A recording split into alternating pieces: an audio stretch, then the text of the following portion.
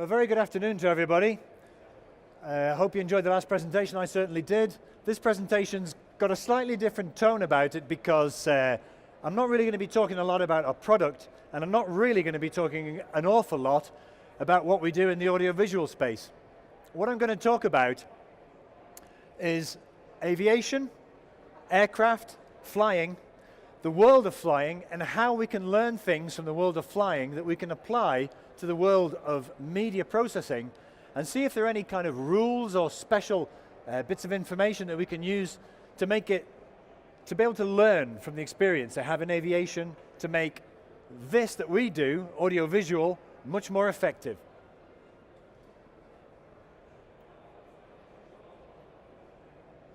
We're going to talk about something called innovation through juxtaposition. What I mean by that is the process of being creative, of coming up with new ideas, of finding new things. That innovation, where does it come from? Sometimes it comes from juxtaposition, okay? There's a very good example of that in the world of distribution and transport. You know yourselves that many years ago, people used to move things around in boats, in big boxes, and they used to use cranes to move things, and they moved to containers. We're doing that as well in the audiovisual space. We're moving towards IMF and other similar technologies to move things about. It's juxtaposition, and I'm going to use a source that's called I Learned About Flying From That, which is experience of real pilots who're telling us about the difficulties they've had in difficult situations and what we can learn from those, okay? Over the course of the presentation, which is about 20-25 minutes, I'm going to be giving you 3 pearls of wisdom, okay? 3 things that you're going to find really, really useful in the presentation. Firstly, this picture that you can see on the monitor here,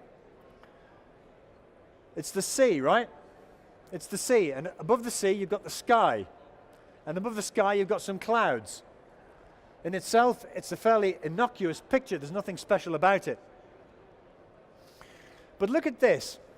This is a slightly different picture. This is something called a weather inversion, okay? Because normally, the further up you go, the colder the air gets, and that's why clouds are formed when we move further up into mountains. But in this particular case, you can see that the clouds are actually close to the floor. Why is that? Well, that's because the sun has heated the air above the clouds, and so the temperature is a bit colder. That's called a weather inversion. And a weather inversion, here's another example of a weather inversion. This is in Budapest, right, over Margaret Island. And you can see that the inversion of the weather, I'm not sure how clear it is on your monitors, but you can see that the weather inversion, it actually makes the sky look a little bit darker than it really is. That's because of the pollution and the dirt in the air. So when you look at that picture, it looks like there's actually a mountain there, right? It looks like there's actually something there, but there isn't. It's just a kind of optical illusion caused by weather. It's called, as I said, a weather inversion. Now here's a picture of an aeroplane. It's a Cessna aircraft. And this story is about a guy who was flying. It's a true story. He was flying a Cessna aircraft not long after he got his pilot's license. He was crossing the channel from England to France. And this is what he saw out of his window. But something strange was happening to him, all right? The aircraft wasn't responding as he expected it to. When he moved the controls, the aircraft wasn't behaving as it should do. And he was starting to get really worried. He was starting to get really panicky. He didn't know what was happening. And then this happened. He looked out of his window and he saw a boat, a sailing boat. And the boat was upside down. And he said to himself, what an idiot sailor, right? He can't even sail his boat the right way up. And what kind of idiot sailor sails his boat upside down? And as he's flying his aircraft, looking at this upside down boat, he suddenly realized that the boat can't go upside down. A boat cannot sail upside down. Its sails would be in the water. And he realized at that point that there was something in him that was stopping him from understanding what was outside the window and stopping him from seeing it as it really was. And at that point he realized, boats can't go upside down. It must be a problem with me. And he had another look at his instruments, and he realized that it was his instrument was giving him the clue. It was actually him that was upside down. It was actually a weather inversion, just like we saw before. And that thing you see at the top, that's actually the sea. And this thing you see in the bottom, that's actually the sky. But because he was in weather inversion, he got confused between the two of them, and he's flying upside down, all right? Here's your first pearl of wisdom that you can learn from pilots. you must rely on your instruments, all right? When we're working with video, when we're working with systems, we get information from the systems that tells us things about the things we're managing. And we need to rely on that information because our own minds aren't reliable when it comes to understanding what's going on. We need instruments to tell us what's happening. That's your first pearl of wisdom from this presentation. Now, talking about flying, you might have heard of the Bermuda Triangle. The Bermuda Triangle is a place somewhere near Bermuda where planes seem to go missing, right? Strange things happen to their instruments and they seem to go missing. Scientifically, there's no proof. What they think is it was just some terribly bad military mess up and they invented the Bermuda Triangle to give some sort of mysterious explanation to it.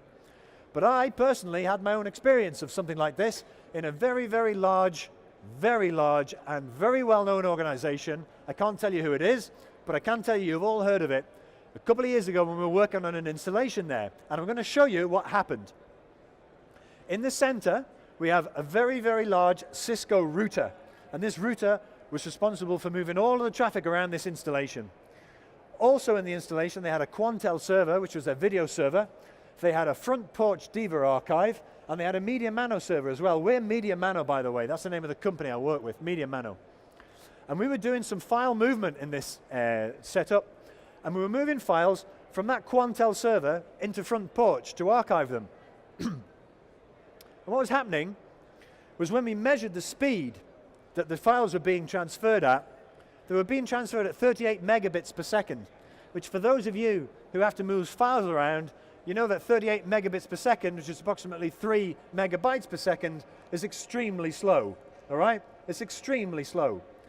So we realized that something was wrong and we need to do something about it. So we did some tests.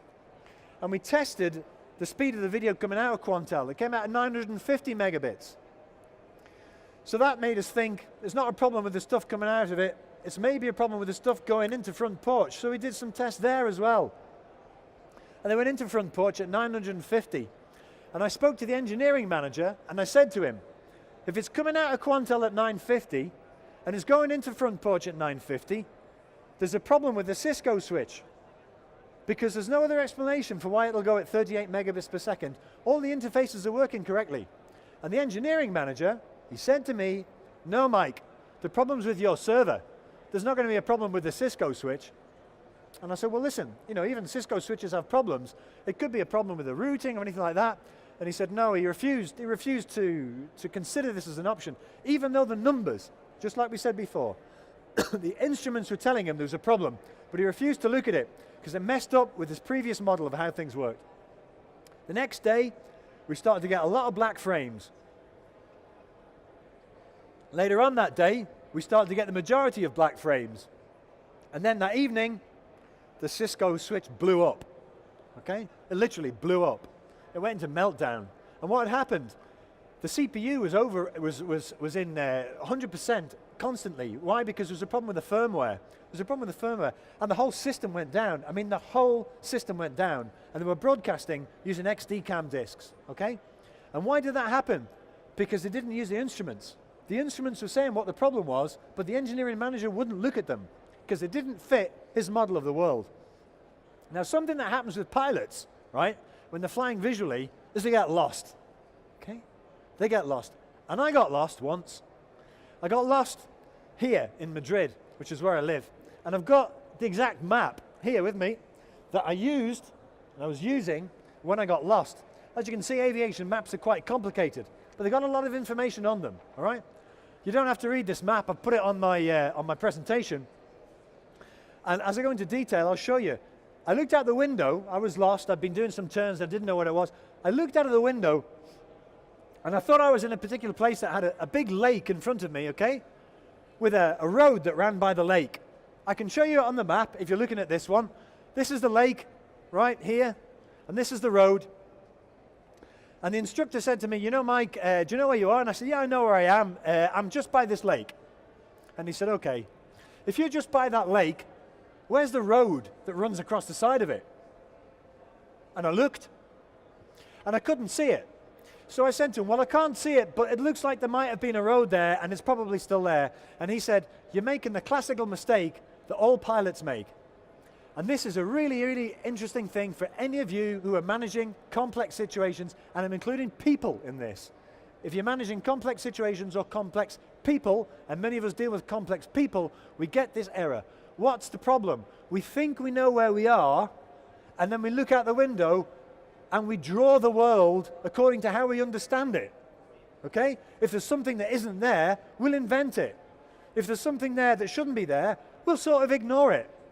What we do as human beings, and this is something they study a lot in pilots and aviation, is we have a model of the world, and then we just expect the world to be like our model. All right? We ignore information that goes contrary to that model, and we invent information to be consistent with it. What should we do? What we should do is we should look out of the window, we should see what we can see, and then we look back on our map, and then we decide where we are by looking at our map. Okay? Because the map will not invent anything. It will not lie to us. The map was drawn on the basis of what's there. So we need to see outside first, gather our information, and then look at our map and see what the map says. The principle, pearl of wisdom number 2. If you're lost, look outside and see what you see, and then look at your map to determine where you are, all right? If people in your organization are not behaving as you think they should be, then look how they are behaving and change your model to come to terms with that. If systems don't work as you think they should be working, see what they're actually doing and then change your own view of it, okay? They have to do that as pilots, otherwise they smash their aircraft into the ground, and that's not acceptable. Point number 3, actually have a map, all right? And use checklists to make sure that you know what you're doing. You might work in organizations where people don't have maps. They have everything in their heads. They don't write down on a piece of paper what's going on or what they think should be going on. And you have to do that. You have to do it to communicate with other people, and you have to do that to design things that work with your systems. This is what it looks like in the audiovisual space. It's a process. It's not a map of mountains and railway lines. It's a map of all of the different activities you do in your organization and the logic that links the things together, okay? I believe that if you're going to do a good job of managing your organizations, you need to do like pilots, and you need to have a map, okay? You need to get it down on paper. Another thing, how do airlines work?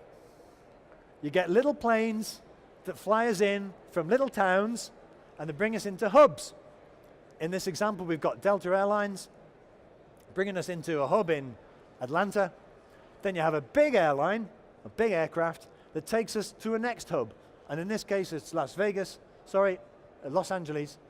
And then we get onto smaller planes and they take us to other destinations, okay? They call that, in aviation, they call that a hub and spoke system, right? The hubs are the gray things and the spokes are the lines that bring them together. And I thought about this and thought, in the video space, do we have anything similar? And the answer is, well, yes, we do. We go out and we shoot in locations, don't we? We do productions in different places. And we shoot lots and lots of different scenes there. And then we bring all those scenes in and we put them into one specific place. Then what happens? Then we move them from one place to the other. And that process of moving them from one place to the other is actually the process of editing.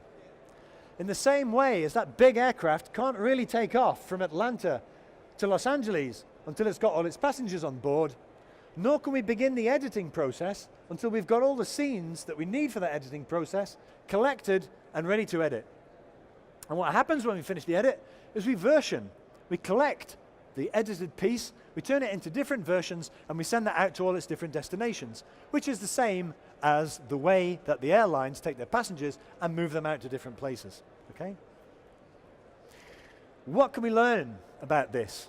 What can we learn? And the answer is, in the airline industry, they know where every single passenger is at any one space in time. If somebody's late for an aircraft, they know which plane is coming in from, they know how many bags they've got, they know what they need to do, okay?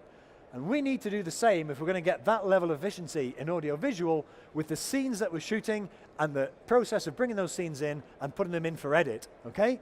If we don't do that, we'll get to the point, and we do get to that point, sadly, where we're editing things and we suddenly realize that we don't have all the scenes that we need to keep the continuity in the edit. Okay? And how does that happen? It happens because we don't have as much control as we should have in the production of those and the control of those contributing scenes that we use for the edit. This is an air traffic controller. This is something that we don't have in the video world in the same way because we don't have an overall system that controls the movement of videos through all different people. It's much more piecemeal, all right? The air traffic controller is a little bit like your engineering boss, okay, in an installation. You can think of the pilot as your producer or your editor, and you think of the air traffic controller as your engineering boss. And he's telling you what the system says you should do, all right? The question to you is, if the air traffic controller says to a pilot that he has to turn left, but the pilot doesn't think he should turn left, who has the decision? Air traffic control or the pilot?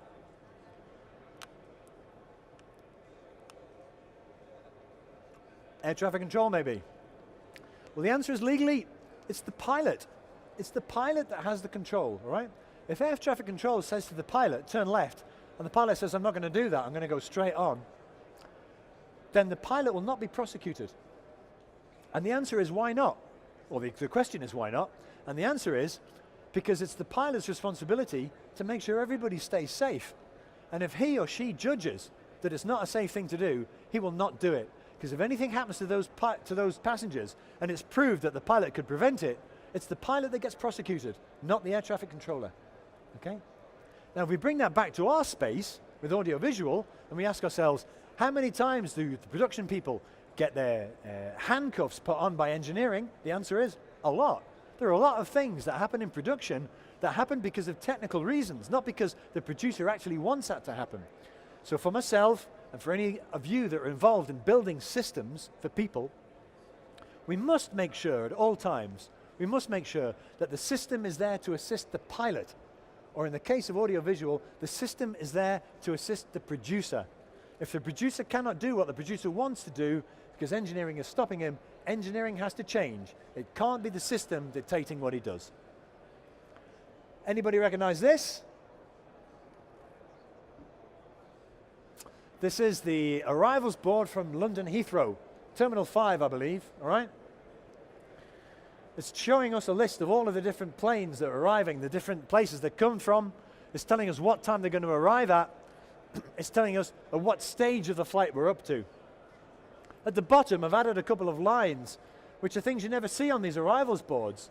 It says, United 247 cleared to descend to flight level 150, maintain current heading. We never get that level of detail, right? We never see that. And why not? Because it's not relevant to us. It's not relevant to us what's happening behind the scenes. What's relevant to us is what time the plane's going to arrive. I need to find the plane I'm interested in, find out when it's going to arrive and what part it's up to. I looked at these and I asked myself, can we do anything using this kind of system to help us to manage things a little bit better? And so we came up with this. This is a little video I've got prepared of some technology that does belong to us. We call it Picasso because of the way it integrates lots of different things together. And this is an arrivals board, but for producing videos, okay? For any of you who are involved in producing videos or news, this is the system we put together that allows you to see everything that's going on, right, in the different installations, and to see which ones are critical. They've got different colors according to how critical it is that you get the production finished on time. So for the engineering people and the production people, they can easily see what it is they need to be spending their time focused in on. And we're going to just have a bit of a zoom in. We do this clever thing like they do in the arrivals boards where they flicker through to as they update things. And you can see from the colors that the three top ones, they're all in white, so they're just finished. We've got some ones in red. We've got yellow and green. The green ones are fine. We're okay for time on the green ones. You can see also that we're in different stages of production. So you can, one simple glance can tell you where all your different productions are up to in the stage. And the clever part is that we can say how much work is left and how much margin we have left. So we can prioritize the things that need your attention according to the ratio of how much time you've got left and how much work is necessary within that time. All right?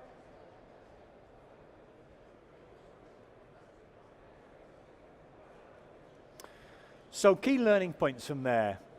we have some loops. If you think about it, if you're doing quality check imagine you're doing a production, you've got a deadline to get it out, you do a quality check on it, and that quality check shows you that you've got a problem.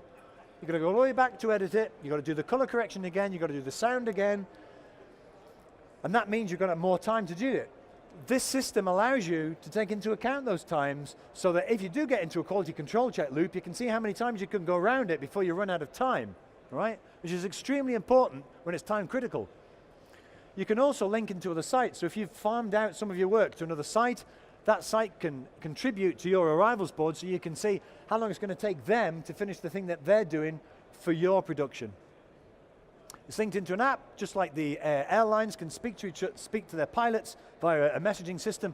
We can speak to producers via the system as well, so you can get up-to-date and real information in real time. And finally, we manage events, actions, states, and meta-states just like they do in aviation, so that at any one point in time, you know exactly where every production is in every different stage of its advancement. This is our system Picasso, and I have to say that as you can see from the screen, it's significantly influenced by the world of aviation. A summary then of what we've talked about. Pilots always have to rely on their instruments. We do too. Okay? When we're managing complex installations, we have to rely on statistics and instruments to tell us where we're up to. The golden rule, if you're lost, look outside, find objects, and then look for them on your map. Don't do it the other way around. It's counterintuitive, but it's the best way to do it. You need to actually have a map, all right? It's not good enough to go flying without having a map. Similarly, it's not good enough to manage your audiovisual processes if you don't actually have them written down.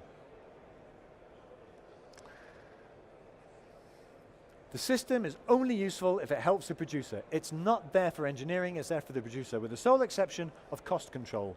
The producer is the customer of the system. Okay? That's the end of it. A few little gems of wisdom from me. Thank you very much indeed for your time. Any questions and answers, I'll be happy to take them.